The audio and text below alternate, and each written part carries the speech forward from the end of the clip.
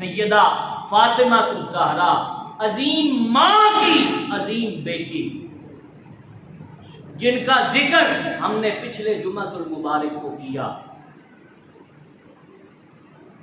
حضور علیہ الصلوۃ والسلام کو زیب و زینت بالکل بھی پسند نہیں تھی، اس قسم کی زیب و زینت کہ جس میں دکھلاوا ہو۔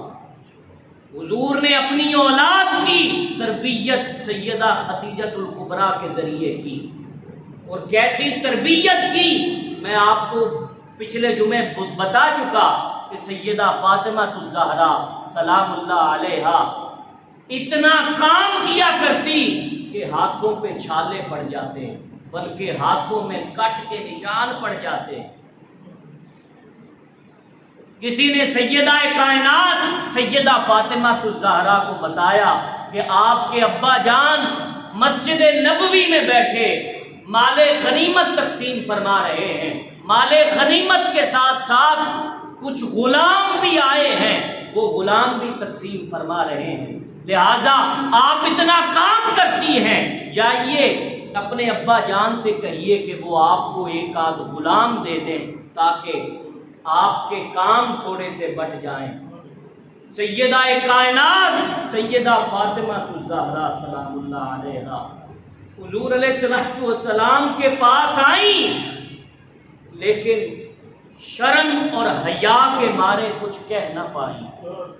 حضور نے دیکھا، آپ نے حضور کو دیکھا، خاموشی سے کھڑی ہیں، کچھ کہہ نہیں پائیں۔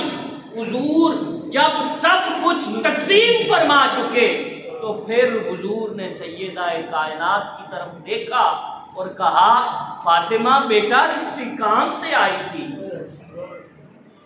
آپ نے عرض کی، ابا جان آئی تو تھی کچھ کہنے لیکن کہہ نہ پائی۔ پھر آپ نے اپنے ہاتھوں کے چھالے دکھائے اور دکھا کر کہنے لگی کہ میں کام بہت کرتی ہوں، اگر ایک آدھ غلام مجھے مل جائے میں یہی کہنے آئی تھی۔ قربان جائیے حضور کی عظمت پر۔ حضور نے فرمایا، بیٹی فاطمہ بدر کے یتیموں کا حق تجھ سے زیادہ ہے، جن کے باپ میدان بدر میں جنہوں نے اسلام کے لیے قربانی دی، ان کا حق بیٹی میری نور نظر تجھ سے زیادہ ہے۔ پھر آپ نے فرمایا، اگر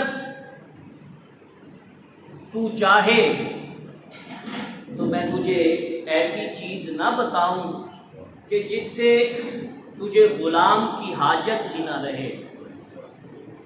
آپ نے فرمایا، جی بتا دیجئے۔ حضور نے فرمایا، بیٹی رات کو سوتے وقت 33 بار سبحان اللہ، 33 بار الحمدللہ اور 34 بار اللہ اکبر پڑھ لیا کر، اللہ تعالیٰ تیرے سارے دن کی تھکان اتار دیا کرے۔ نبی صلی اللہ علیہ وآلہ وسلم نے سیدہ خدیجہ الکبریٰ کے ساتھ مل کر اس طریقے سے تربیت کی۔